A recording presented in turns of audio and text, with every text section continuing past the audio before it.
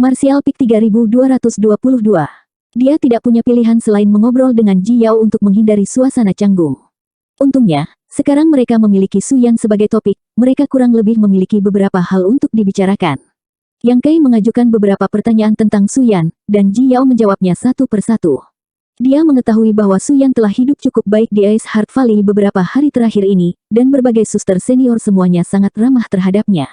Ini jelas untuk menghormati Yang Kai, tetapi ini lebih merupakan persahabatan antara sesama murid. Tidak peduli apa, Bing Yun telah mengatakan bahwa Su Yan adalah adik perempuan mereka dan mereka akan menjadi keluarga mulai sekarang.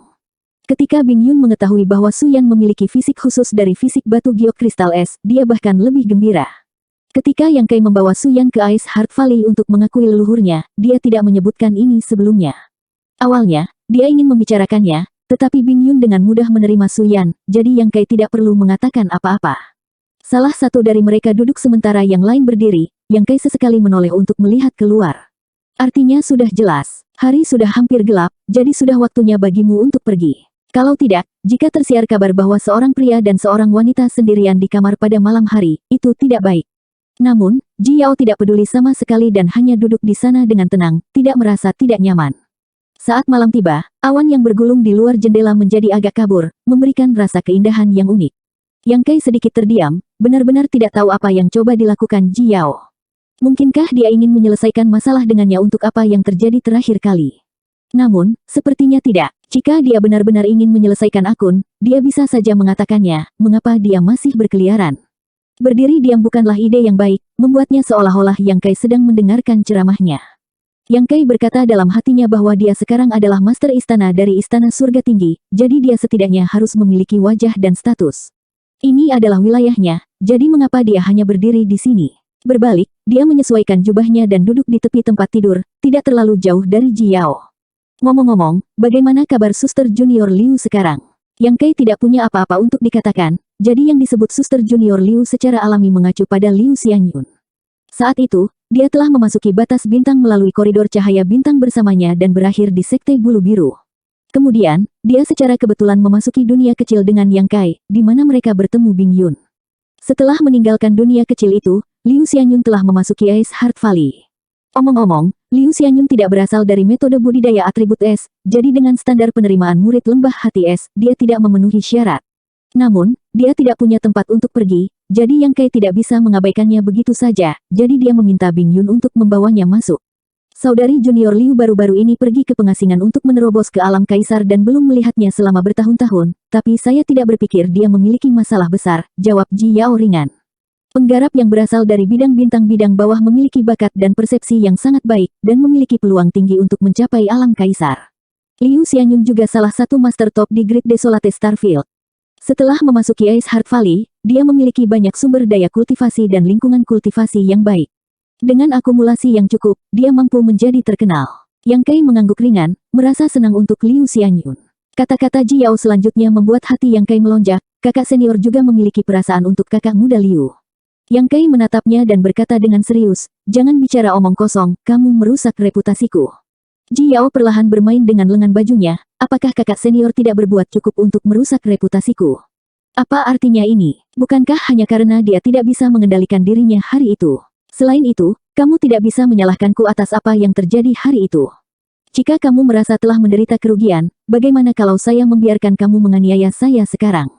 Memalingkan kepalanya untuk menatapnya, Yang Kai berkata dengan serius, saudari junior Yao, saya pikir kamu mungkin salah paham dengan saya. Haha, sudut mulut Ji Yao sedikit melengkung saat dia tetap diam. Rasa malu Yang Kai dengan cepat berubah menjadi kemarahan saat dia mencondongkan tubuh ke arahnya, pembuluh darah di dahinya berkedut, bisakah kamu tidak tertawa seperti itu? Itu tidak sopan. Yang Kai awalnya marah, tetapi setelah dia selesai berbicara, ekspresinya tiba-tiba berubah. Karena ekspresi panik melintas di wajah Ji Yao dan bulu matanya yang panjang berkibar.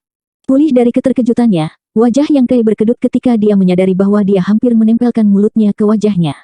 Ini benar-benar canggung, Yang Kai awalnya ingin menjelaskan dirinya sendiri, tetapi sekarang dia merasa seperti mengambil keuntungan dari pihak lain.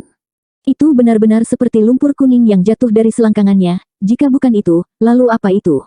Sekarang dia telah kembali ke akal sehatnya, sepertinya dia memiliki hati nurani yang bersalah. Mata Yang Kai berkedip saat dia memikirkan bagaimana dia seharusnya tidak membicarakan topik ini. Dia melihat rona merah samar muncul di wajah kecil Ji Yao yang cantik. Itu adalah pemandangan yang indah dan aroma samar menempel di ujung hidungnya, memasuki lubang hidungnya seperti tangan tak terlihat yang menggaruk jantungnya. Apa yang sedang terjadi? Yang Kei agak bingung. Kenapa dia tidak menghindar? Dia secara tidak sengaja datang begitu dekat dengannya, jadi secara logis, Ji Yao seharusnya menghindarinya, tapi dia jelas tidak punya niat untuk menghindar, hanya sedikit kepanikan melintas di matanya saat dia tanpa sadar menggulung lengan baju putih salju dan menurunkan matanya. Mata Yang Kei menyapu wajahnya yang putih, daun telinga yang halus, dan leher yang ramping. Dari sudut ini, dia bahkan samar-samar bisa melihat sedikit dadanya, tetapi karena pakaiannya terlalu ketat, dia tidak bisa melihatnya dengan jelas, tetapi kegelapan di antara celah pakaiannya memberinya ruang tanpa akhir untuk berimajinasi. Menelan seteguk air liur, dia menoleh ke samping dan bersiul seolah-olah tidak ada yang terjadi, menggerakkan pantatnya lebih dekat ke Ji Yao. Hah, tidak ada reaksi. Sedikit lagi, sedikit lagi. Perasaan hangat datang dari sisinya, jelas mereka sudah dekat. Sampai sekarang, Ji Yao masih tidak bereaksi, bahkan tidak menunjukkan niat untuk menghindar, tetapi ketika Yang Kei menekan dirinya ke arahnya, dia jelas merasakan tubuhnya bergetar. Mustahil. Yang Kei berteriak di dalam hatinya ketika sebuah pikiran melintas di benaknya, tetapi dia tidak bisa menekannya.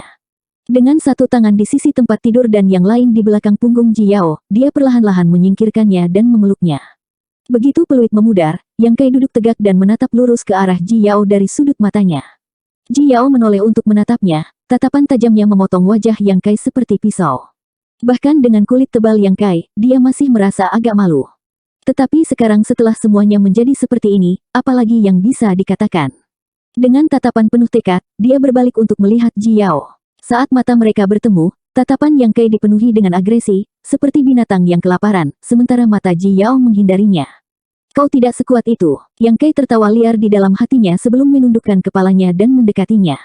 Mata Ji Yao dengan cepat tertutup saat tubuhnya bergetar di bawah pelukan Yang Kei. Ketika bibir mereka bertemu, seluruh tubuhnya tiba-tiba menjadi kaku. Yang Kei diam-diam menganggapnya lucu. Ini bukan pertama kalinya, jadi bagaimana reaksinya bisa begitu besar? Beberapa hari yang lalu di Paviliun Teknik Budidaya Ice Heart Valley, dia tampak sama, tapi sekarang dia masih seperti ini, tidak membuat kemajuan sama sekali. Mencicipi rasa manis, Yang Kei dengan cepat membuka mulutnya dan mulai merusaknya. Ji Yao tampak sangat canggung, bahkan tidak bekerja sama sedikit pun, membiarkan Yang Kei melakukan apa yang dia mau. Jika bukan karena gemetar dari tubuhnya, Yang Kei akan mengira dia adalah balok kayu. Tangan yang memegang pinggang Ji Yao perlahan bergerak ke atas dan menempatkan dirinya di bahunya sebelum dengan lembut mendorongnya ke tempat tidur. Yang Kei berbalik dan meletakkan tangannya di punggungnya sementara tangan lainnya meluncur ke bawah pinggangnya.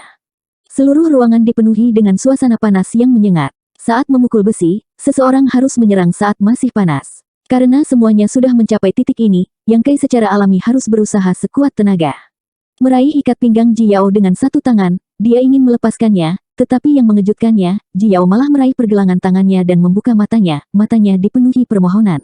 Lagi, Yang Kei sedikit terdiam. Terakhir kali dia berada di Paviliun Teknik Kultivasi, sepertinya berciuman itu mungkin, tetapi ketika menyangkut lebih banyak hal, Ji Yao tidak setuju. Namun, Yang Kei dapat dengan jelas merasakan bahwa dia telah jatuh cinta padanya. Pipinya sangat merah sehingga tampak diambang pendarahan, dan dadanya dipenuhi dengan suara detak jantungnya dan napasnya sangat berat. Yang Kei mencoba menarik ikat pinggangnya lagi tetapi menemukan bahwa Ji Yao memegang pergelangan tangannya dengan erat, jadi dia tidak bisa melakukan apa-apa selain mundur selangkah dan memanjat. Masih ada perlawanan, tetapi perlawanan tidak sekuat sebelumnya. Yang Kei tidak peduli padanya. Jika dia tidak ingin dia memakannya, biarlah. Dia harus memuaskannya. Menarik keluar tangannya yang lain, dia meraih kedua pergelangan tangannya dan menekannya ke kepalanya sementara tangannya yang lain menutupi dadanya yang penuh. Ji Yao mengeluarkan erangan lembut saat Yang Kei sekali lagi mencondongkan tubuh ke depan dan mencium bibir merah cerinya. Setelah jangka waktu yang tidak diketahui, dua orang di tempat tidur sudah berganti posisi.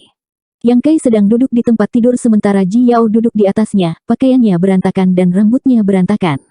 Tidak ada jejak penampilannya yang murni dan polos. Payudaranya terus berubah bentuk di bawah tangan besar Yang Kei, tetapi dia masih mencium bibir Yang Kei, jelas tanpa teknik apapun, seperti capung yang menyentuh air, membuat orang merasa geli dan marah. Saudari muda Yao, aku punya permintaan. Yang Kei tiba-tiba berkata. Gerakan Ji Yao tiba-tiba terhenti saat dia dengan lembut mendorong dadanya dengan kedua telapak tangannya, menyebabkan dia mundur ke sisi tempat tidur. Yang Kei bertanya dengan cemas, apa ini? Kenapa dia tiba-tiba kabur? Menggigit bibir merahnya, Ji Yao memelototinya dengan ringan, penjahat. Berbalik, dia bergegas keluar dari ruangan dan terbang melalui pagar pembatas, menghilang dalam sekejap mata. Penjahat apa? Saya bahkan belum meminta apapun, Yang Kai mengejar pagar pembatas. Hebat, terakhir kali dia pergi ke lembah hati es, dia memanfaatkannya di pavilion teknik budidaya, tetapi sekarang dia datang ke istana surga tinggi untuk mengambil keuntungan darinya. Apakah dia benar-benar berpikir bahwa ini akan cukup untuk menurunkan statusnya? Yang Kai tidak tahu apakah dia akan memiliki kesempatan lain di masa depan, jadi dia tidak bisa menahan perasaan sedikit kesal karena dia tidak cukup kejam hari ini untuk menghukumnya di tempat. Alasan utamanya adalah ketika dia melihat matanya yang memohon, hatinya melunak. Menghela nafas panjang, Yang Kai berjalan keluar dari ruangan dan mencari istana sebentar sebelum tiba di depan sebuah ruangan dan masuk. Di dalam ruangan, Sue Yue sedang bermeditasi dan beristirahat. Melihat Yang Kai tiba, dia tidak bisa menahan diri untuk bertanya, "Suamiku, mengapa kamu ada di sini?"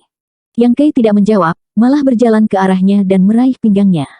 "Kemana kita akan pergi?" Sue Yue melingkarkan lengannya di lehernya dan bertanya. "Cari Lur," Yang Kai menyeringai jahat.